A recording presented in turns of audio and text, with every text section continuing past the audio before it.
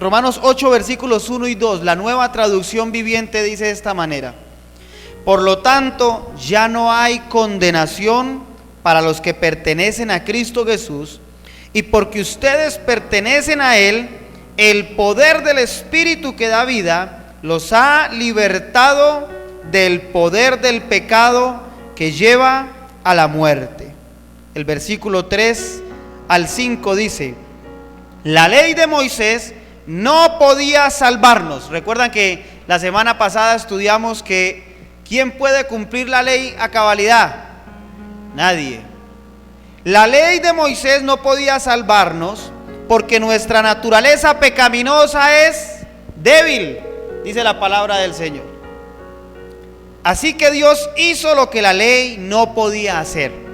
Él envió a su propio Hijo en un cuerpo como el que nosotros los pecadores tenemos. Y en ese cuerpo, mediante la entrega de su Hijo como sacrificio por nuestros pecados, Dios declaró el fin del dominio que el pecado tenía sobre nosotros. Aleluya. Lo hizo para que se cumpliera totalmente la exigencia justa de la ley a favor de nosotros, que ya no seguimos a nuestra naturaleza pecaminosa, sino que seguimos al Espíritu. Diga conmigo: ya no sigo los deseos de mi carne, ya no sigo los deseos del mundo, ahora sigo los deseos del Espíritu de Dios. El versículo 5 dice: los que están dominados por la naturaleza pecaminosa piensan en cosas pecaminosas, pero los que son controlados por el Espíritu Santo piensan en las cosas que agradan al Espíritu. Amén. Vamos a dejarlo hasta ahí. En primer lugar, yo quiero que revisemos en esta mañana, quiero invitarles para que nosotros estudiemos acerca de la doctrina de la salvación. ¿Qué implica el ser salvos? ¿Por qué el apóstol Pablo nos dice acá en el versículo 1: ya no hay condenación para los que pertenecen a Cristo Jesús? Ya no hay ninguna condenación para los que somos del pueblo de Dios por medio de la sangre del Cordero del Señor. Ya no hay ninguna condenación. ¿Qué es lo que el apóstol Pablo nos quiere decir con esto? Entonces, en primer lugar vamos a ver, el apóstol Pablo dice: por lo tanto. Ese por lo tanto ahí en el versículo 1 es porque Pablo se está dirigiendo a alguien. ¿A quién se está dirigiendo el apóstol Pablo? Según lo que estamos leyendo, en el contexto estaba escribiendo esa carta a la iglesia que se reunía en Roma, a los que estaban convertidos a Cristo allá en Roma. Para sorpresa de algunos de nosotros que de pronto no lo saben, el apóstol Pablo no plantó la iglesia de Roma directamente. El apóstol Pablo no fue el fundador de la iglesia en Roma.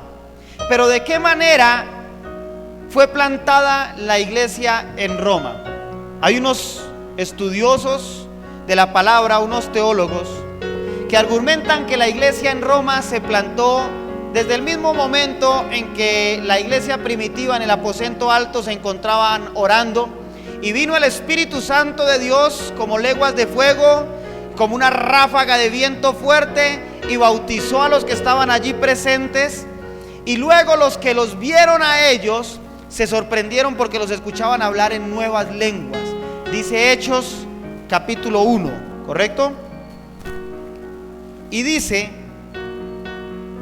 vamos a leer por un momento Hechos capítulo 2, versículos 4 en adelante, y dice, Hechos capítulo 2, 4, para entender a quién le estaba hablando el apóstol Pablo. Dice: y fueron todos llenos del Espíritu Santo y comenzaron a hablar en otras lenguas según el Espíritu les daba que hablasen. Moraban entonces en Jerusalén judíos varones piadosos de todas las naciones bajo el cielo.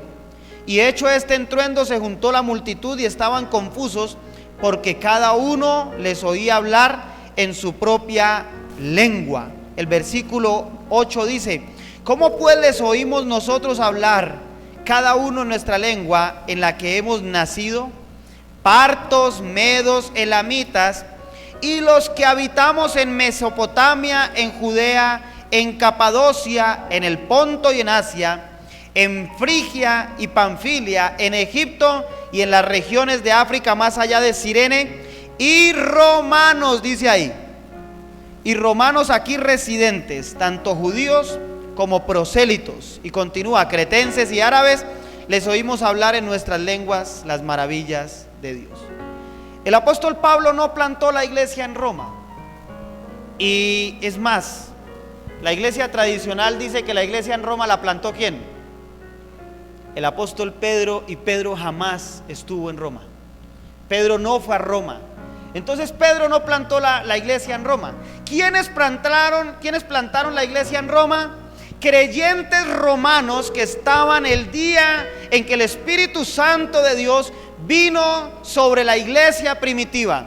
Y al salir ellos de ese lugar, salieron entendiendo el evangelio y la palabra del Señor. Y cuando regresaron a Roma, iniciaron a plantar iglesias. ¿En dónde? ¿En un templo grandísimo? No, en las casas, mis amados hermanos. Así nace la iglesia de Roma.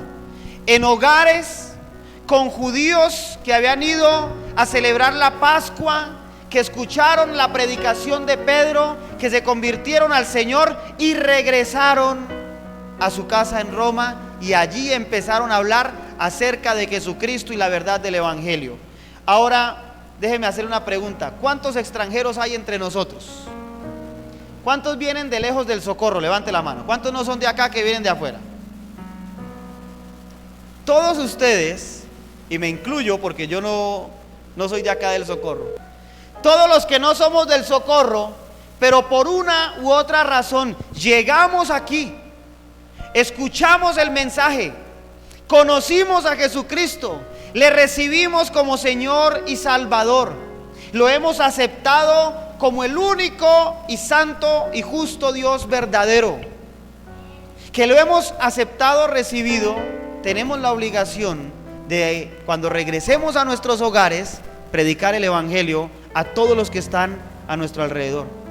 ¿Correcto? De esa manera el reino de Dios se extiende hasta lo último de la tierra, mis amados hermanos. En medio de nosotros hemos tenido visitas de gente que viene de Estados Unidos, del Perú, del Ecuador. Hace poco nos visitaron un par de señoras que venían de Italia. Nos están visitando de diferentes lugares, y cuando esa gente regresa con una semilla sembrada en su corazón, con la palabra de Dios sembrada en ellos. Por eso, mis amados hermanos, cuando Pablo escribe la carta a los romanos, él no había levantado esa iglesia, pero había escuchado de la fe que tenían los romanos. Si usted lee Romanos capítulo 1, el versículo 8: primeramente doy gracias a mi Dios mediante Jesucristo con respecto a todos vosotros, de que vuestra fe se divulga por todo el mundo, porque testigo me es Dios, a quien sirvo en mi espíritu en el evangelio de su Hijo, de que sin cesar hago mención de vosotros siempre en mis oraciones. El apóstol Pablo no había podido llegar a Roma en aquel momento. Él tenía ganas de ir a conocer esa iglesia de la cual se escuchaba en todo el mundo, que venían extendiendo el evangelio, venían predicando a Cristo. Y Pablo dice: yo quiero ir a esa iglesia, yo quiero ir allá donde muchos están hablando acerca de Cristo, donde muchos están viviendo fielmente la palabra del Señor. Entonces Pablo escribe no solo a los que están en Roma, sino a todos nosotros hoy en día también. La carta de Pablo quedó plasmada para todos nosotros.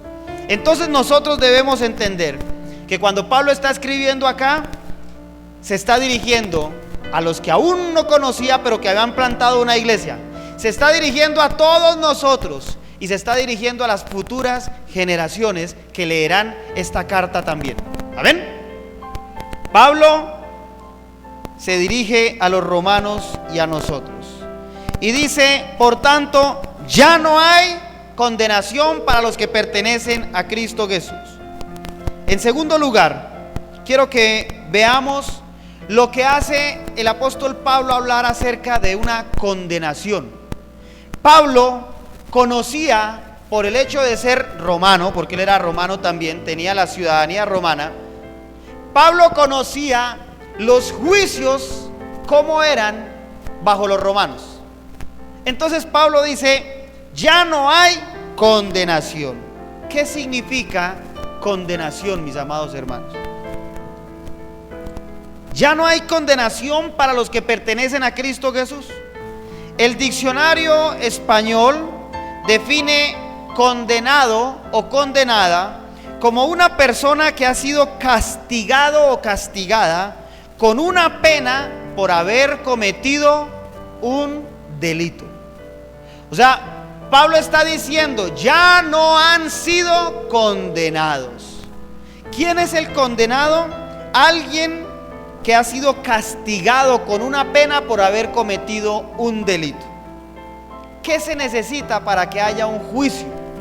En primer lugar, se necesita un acusado. Entonces, la Biblia describe al pecador, mis amados hermanos, como uno que está siendo acusado delante de Dios. Es más, Satanás, nuestro adversario, es conocido como el acusador también. Él está constantemente haciendo el papel del fiscal en un juicio, acusando al delincuente, acusando al que ha violado la ley, acusando al pecador. Dice la palabra del Señor en Romanos 3:23, el propio apóstol Pablo escribe: por cuanto todos pecaron y están destituidos de la gloria de Dios. Dígale al que tiene a su lado, todos hemos pecado. Eso implica que estamos todos destituidos de la gloria de Dios. No hay ninguno que pueda argumentar que no ha pecado delante del Señor. Por eso Pablo escribe: todos hemos pecado y estamos destituidos de la gloria de Dios. La palabra nos enseña que no hay uno solo que no haya cometido pecado. ¿Alguna vez en su vida ha dicho mentiras? Somos mentirosos y la mentira es violar la palabra de Dios, es ir en contra de la voluntad del Señor. Entonces todos en este lugar coincidimos en algo: hemos pecado. En segundo lugar, ya que el apóstol Pablo nos demuestra que somos acusados, hemos cometido un delito, hemos pecado delante de Dios, nosotros somos los que estamos siendo acusados. Ahora, para un juicio se necesita un tribunal y se necesita un juez. Si el delincuente no tiene quien lo juzgue, no va a haber juicio. Pero la palabra del Señor nos enseña en 2 de Corintios, en capítulo 5. Vamos a 2 de Corintios 5:10. Porque es necesario que todos nosotros, ¿quiénes? Todos nosotros.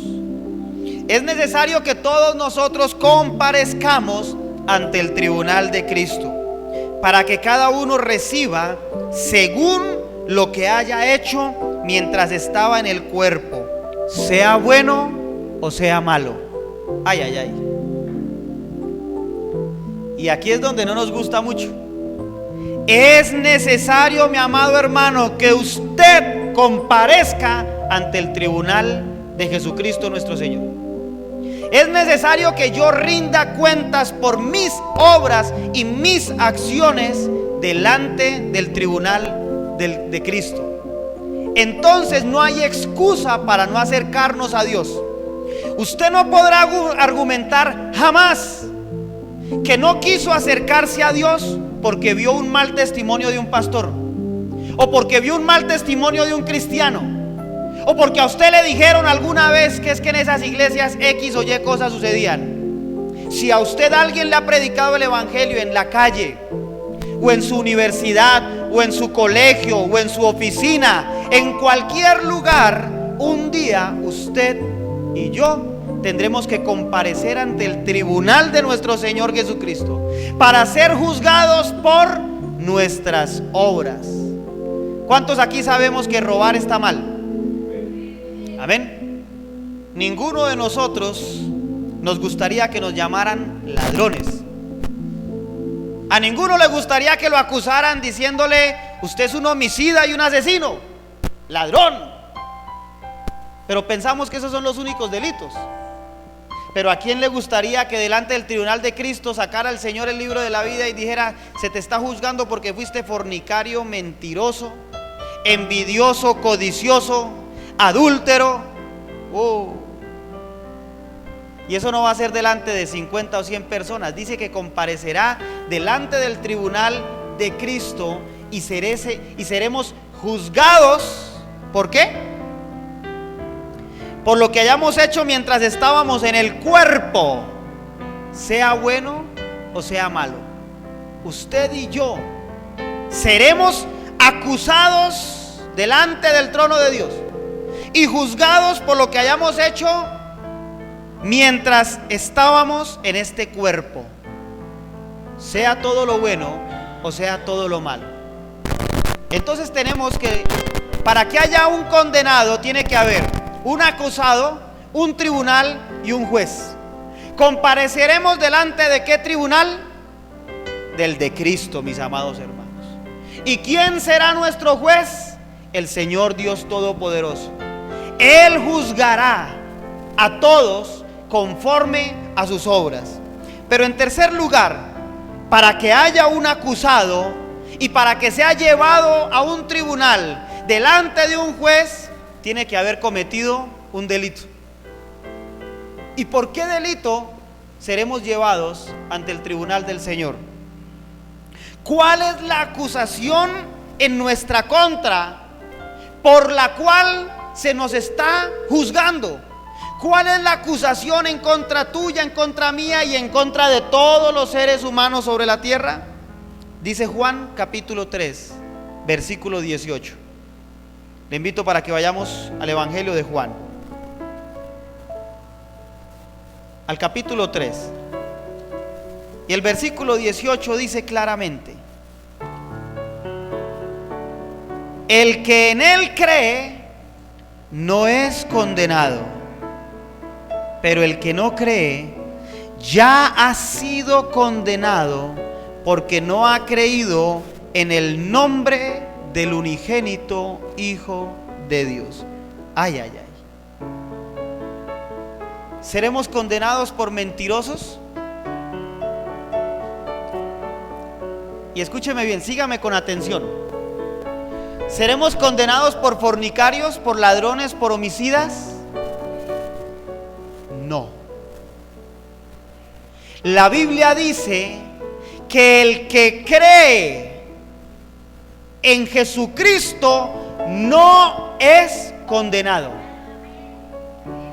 Pero ¿quién es el que será condenado? Dice ahí: ya ha sido condenado el que no cree en él. Mis amados hermanos, nosotros sabemos que no debemos infringir la ley de Dios, pero como leíamos en Romanos ahorita en el capítulo 8, que por la ley de Moisés, dice el versículo 3, no nos podíamos salvar. ¿Cuál es la ley de Moisés? La ley en la que dice: no matarás, no robarás, amarás al Señor tu Dios sobre todas las cosas.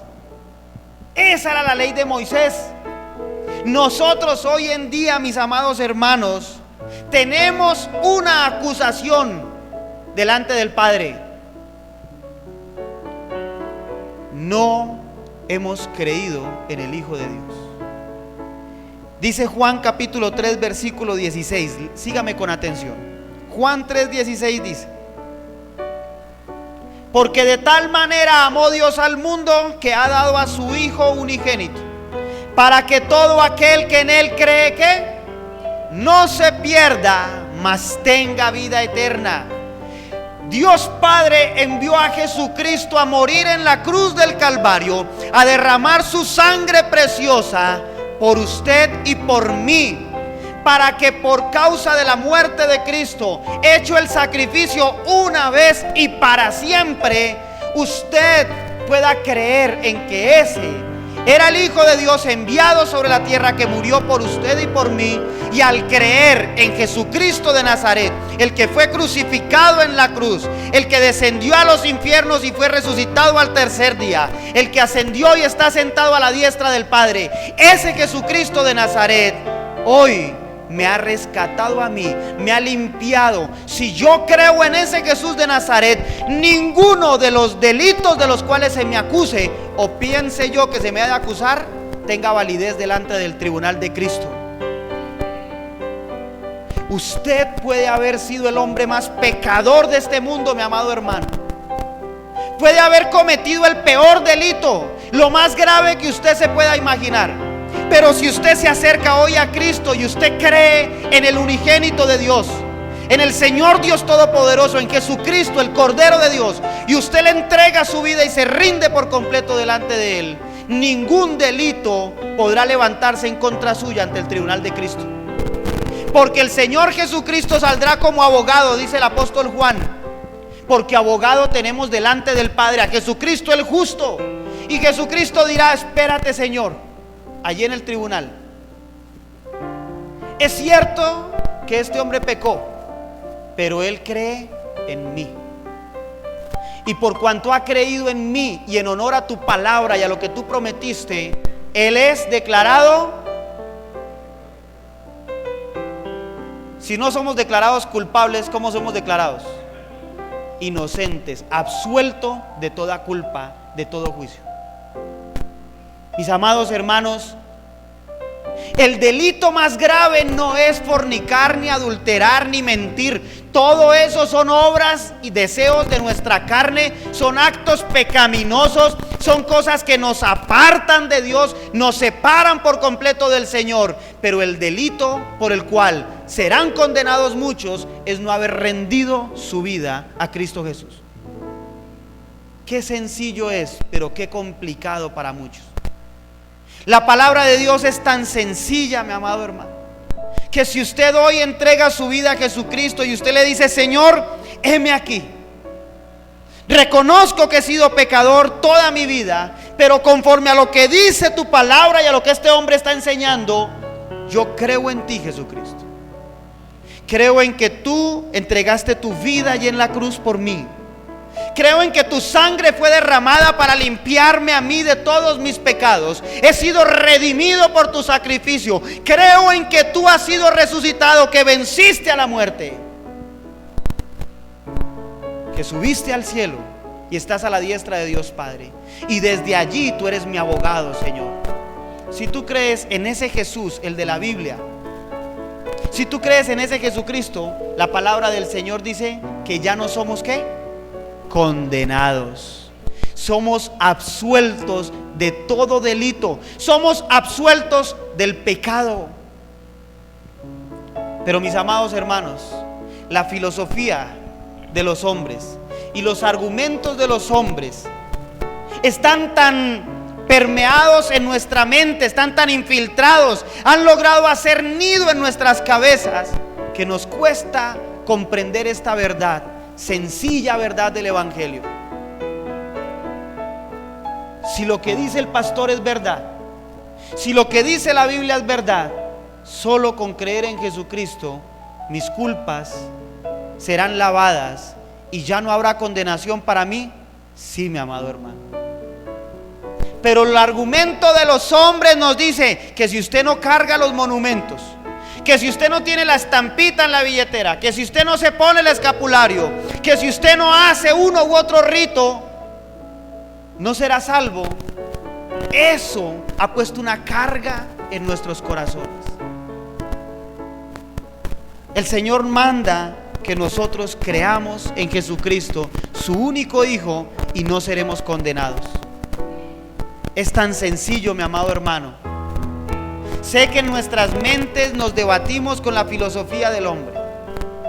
Sé que en nuestras mentes combatimos contra los argumentos de Satanás. Pero el Espíritu Santo de Dios nos convence de culpa, de pecado, pero nos convence también de arrepentimiento, y el Espíritu Santo de Dios nos convence de que hay un Señor Dios Todopoderoso, hay una salvación esperando por usted, y hay un cielo esperando, una habitación en el cielo esperando por usted, mi amado hermano. Toda la gloria sea para nuestro Rey de Reyes.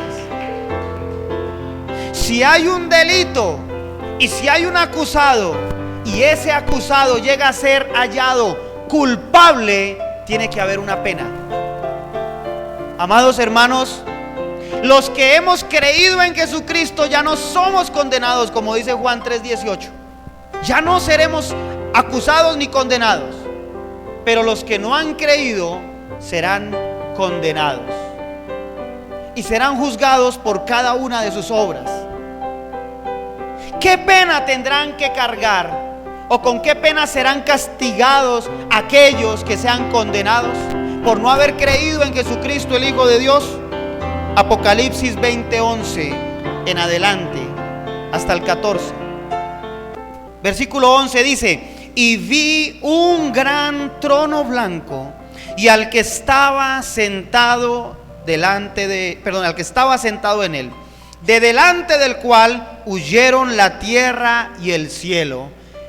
Juan está presenciando el juicio, mi amado hermano, y ningún lugar se encontró para ellos. Nadie podrá escapar de ese juicio. Y vi a los muertos, grandes y pequeños, delante de Dios, y los libros fueron abiertos, y otro libro fue abierto, el cual es el libro de la vida. Y fueron juzgados los muertos por las cosas que estaban escritas en los libros, según sus obras. El condenado, por no haber creído en Jesucristo como Señor y Salvador, por no haber aceptado la salvación que es por medio de la fe en Jesucristo, será juzgado por sus obras. Allí serán abiertos los libros, y será abierto el libro de la vida, y allí se pedirá: Pepito Pérez, su nombre no está inscrito en el libro de la vida. Tiene que comparecer ante el tribunal, y allí será juzgado por sus obras. Y dice: y el mar entregó los muertos que había en él, todos los que han muerto ahogados, que han naufragado. Y la muerte y el Hades entregaron todos los muertos que habían en ellos, y fueron juzgados cada uno según sus obras. Y la muerte y el Hades fueron lanzados al lago de fuego. Esta es la muerte segunda. ¿Cuál es el castigo para aquellos que no creen en Jesucristo como el Hijo de Dios y el Salvador de nuestras almas? Que tendrán que experimentar la muerte segunda en el día del juicio, mi amado hermano.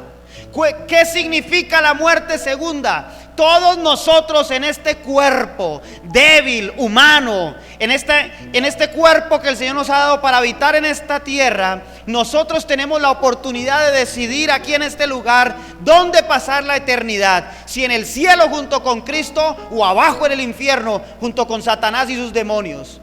Usted tiene en este momento el libre albedrío de escoger el lugar donde quiere ir. ¿Acepta a Cristo o no lo acepta? Pero los que no lo aceptan tendrán que experimentar, al igual que nosotros, la muerte de este cuerpo físico.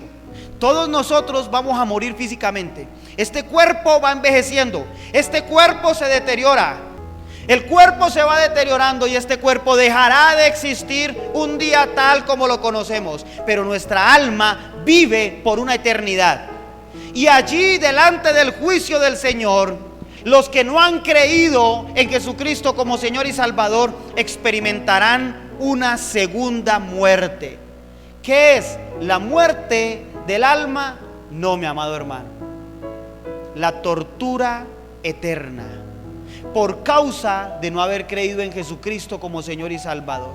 ¿Qué significa experimentar la muerte segunda? Estar apartados de Dios por una eternidad. Mientras usted y yo estamos en este cuerpo y vivíamos en pecado, estábamos apartados de Dios. Dice la palabra del Señor, por cuanto todos pecaron, estaban ¿qué? Destituidos de la gloria de Dios. La muerte en la Biblia no significa dejar de existir en un cuerpo. La muerte en la Biblia significa estar separados, apartados, lejos de la presencia de Dios. ¿Qué sucede entonces? La muerte segunda será el momento en el cual ya no haya reversa, en el cual ya no haya momento de arrepentirse, porque para arrepentirnos estamos en este lugar.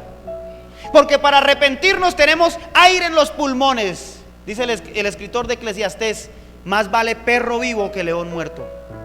Más vale que nos arrepintamos mientras tengamos vida, así hayamos sido uno de los pequeños aquí en la tierra. Cuando la Biblia habla de pequeños y grandes, no solo habla de los adultos y los niños, habla de los grandes y poderosos y de los pequeños que pasaron la vida como cualquier ser humano normal.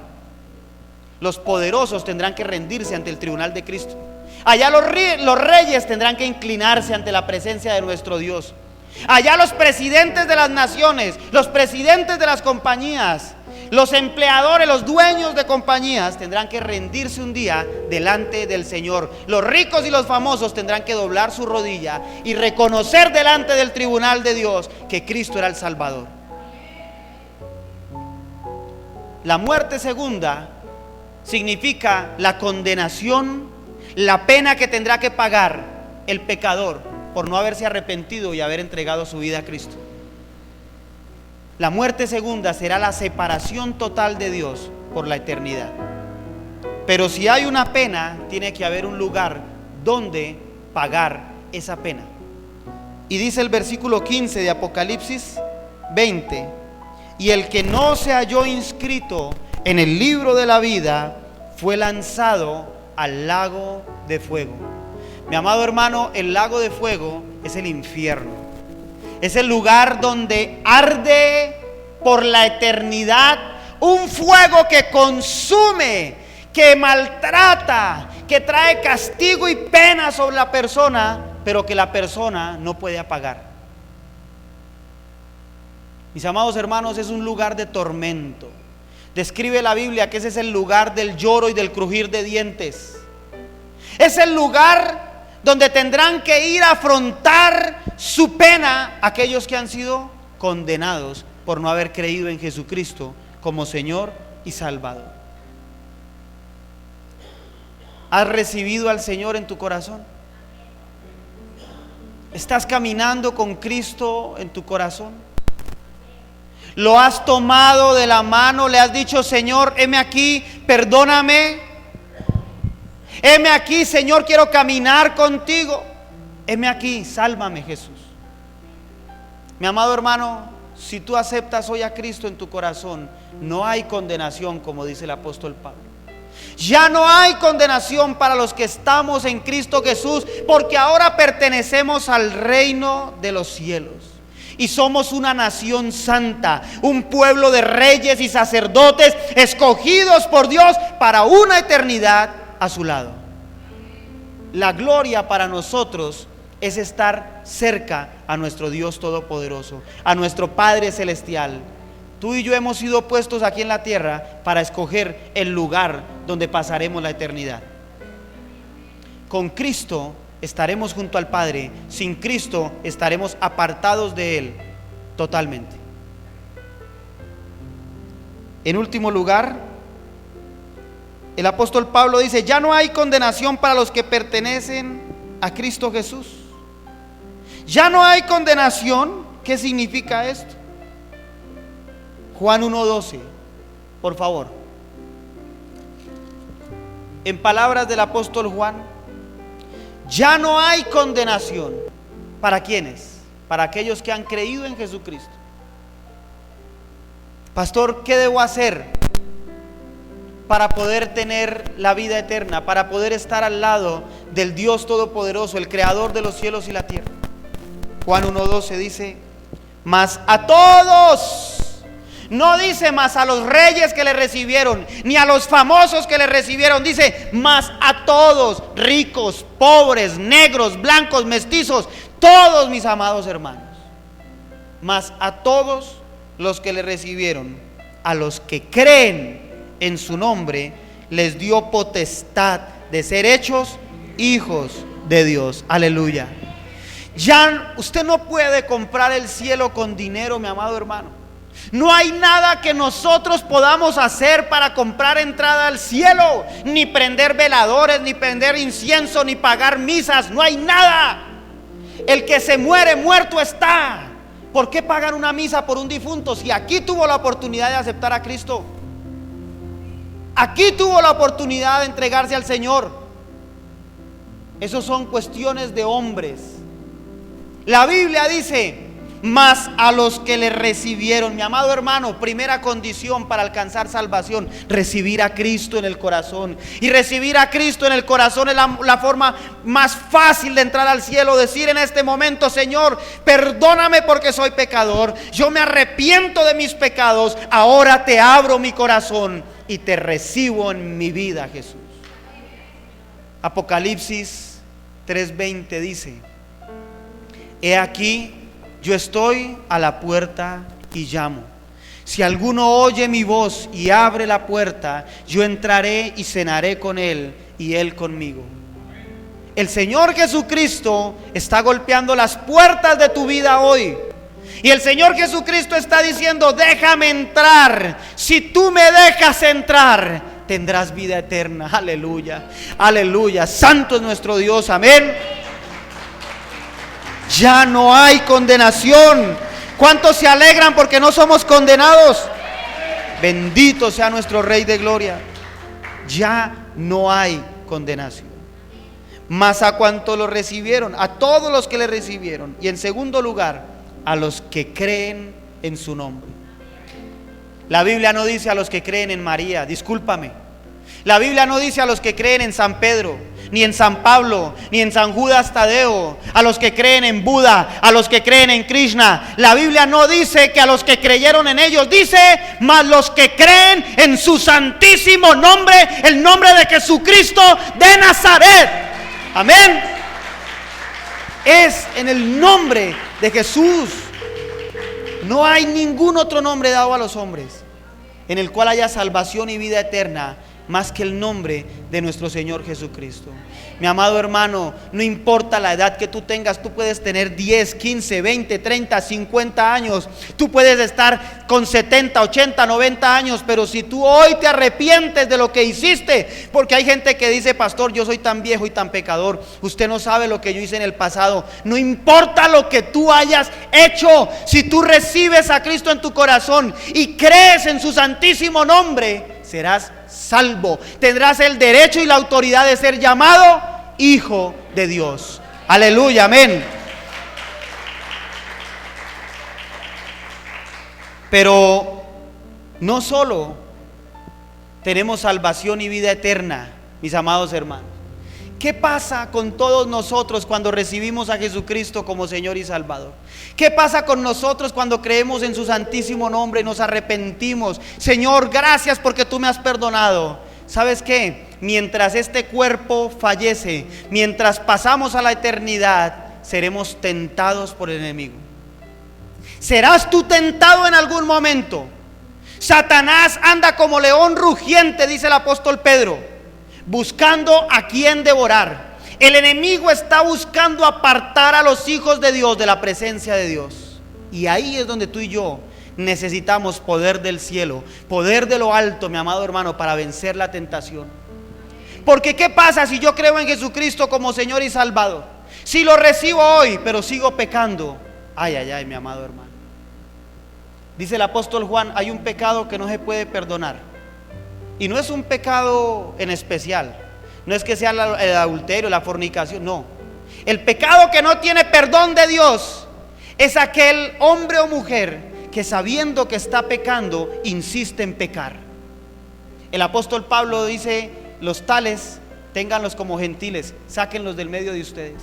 Porque hay gente que se le está predicando y están escuchando el mensaje y se le dice: mira, no hagas lo malo delante de Dios, ya tienes la salvación contigo, ya el Señor te ha perdonado, ya no tendrás que comparecer ante el tribunal de Cristo, pero no peques más.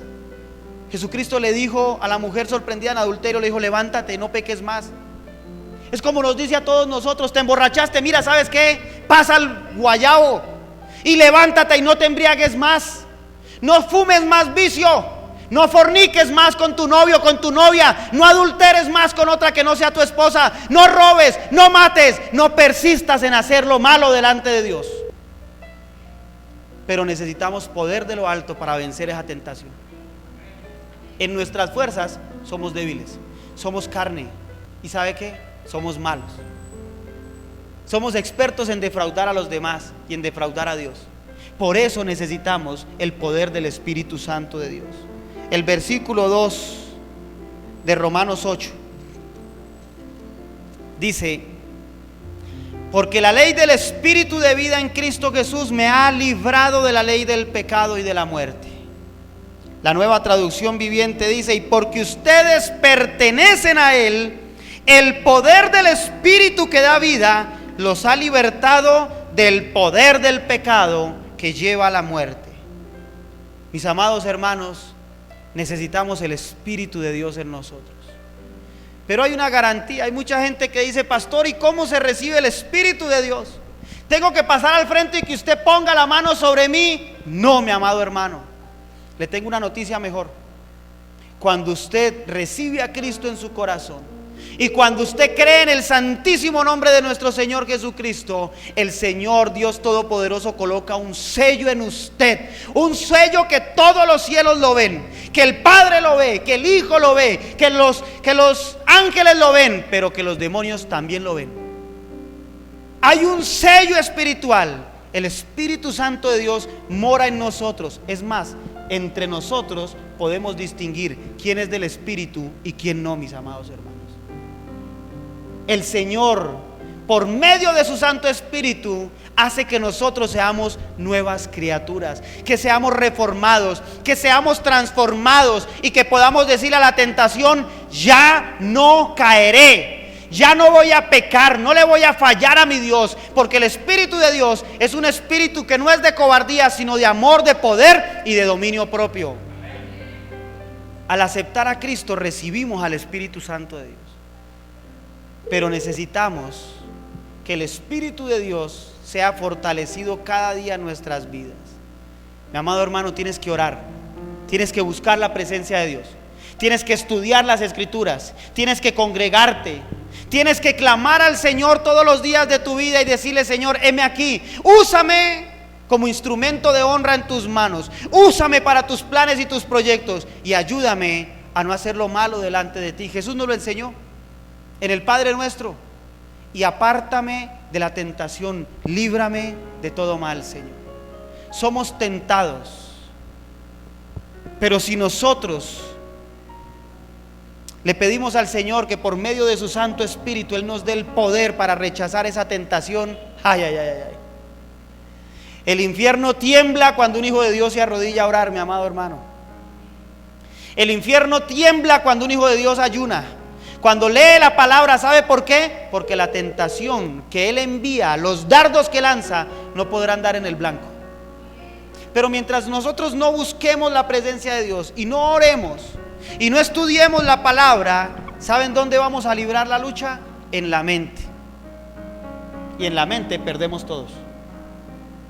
Pero en el Espíritu, si hacemos lo que agrada al Espíritu Santo de Dios, si vivimos por el Espíritu, y es más, ahora somos seres del Espíritu, somos espirituales. Ya no podemos vivir satisfaciendo los deseos de la carne. Es como el diabético que sabe que no puede comer azúcar y de pronto ve un bizcocho allá bien dulcecito y dice: uy, santísimo, Señor, en tu nombre lo comeré. No, mi amado hermano, si la Biblia nos enseña que nos abstengamos de lo malo, si el Señor nos ha dado el Espíritu Santo de Dios para vencer la tentación, el diabético dirá: muy rico el bizcocho, pero me hace un daño tenaz, no me lo como. ¿Sabe por qué, mi amado hermano? Porque nosotros ya no somos de la carne, somos del Espíritu, y el Espíritu que da vida vive ahora en nosotros. Yo no sé cómo tú estés delante de Dios en este día. Tú puedes llevar 15 o 20 años asistiendo a una iglesia, pero jamás haber entendido esto.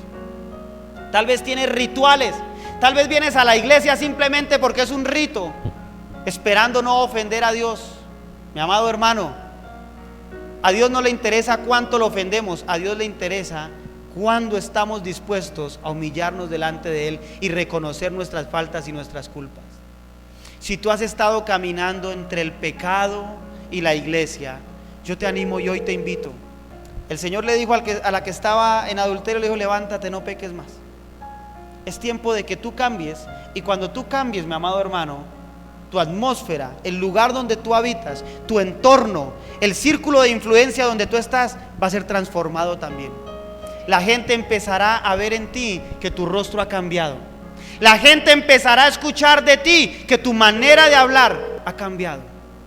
La gente empezará a ver en ti un nuevo hombre y una nueva mujer, si tú permites que el Espíritu de Dios avive ese fuego, la llama del Señor en tu corazón.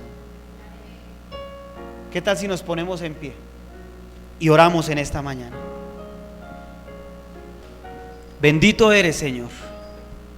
Bendito eres, eterno y santo Dios. Gracias, Señor, por tu palabra.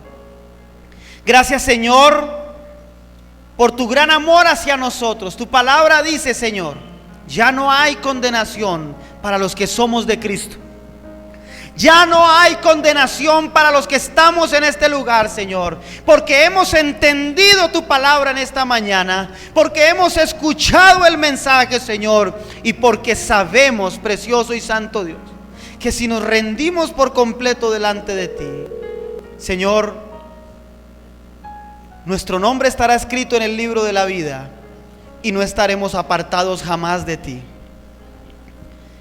Querido hermano, yo te invito para que si tú has dudado acerca de Dios, para que si tú has dudado alguna vez acerca del poder de nuestro Señor Dios Todopoderoso, para que si tú has dudado acerca de Jesucristo el Salvador, tal vez tú pensabas que Jesucristo necesitaba ayuda.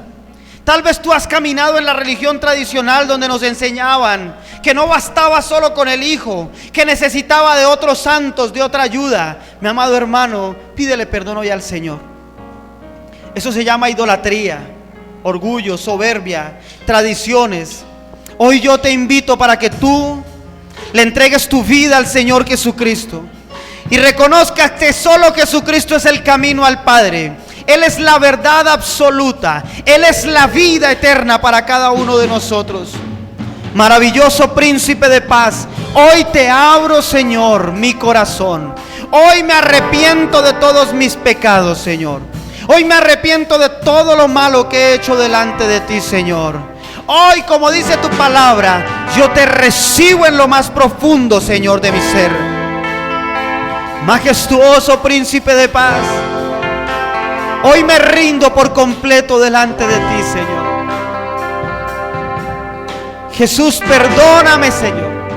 Perdona mis pecados, precioso Dios, y lávame con tu sangre preciosa en este momento, Señor. Lávame, hermoso y santo Dios. Lávame, Señor, de todas mis culpas y de toda mi maldad.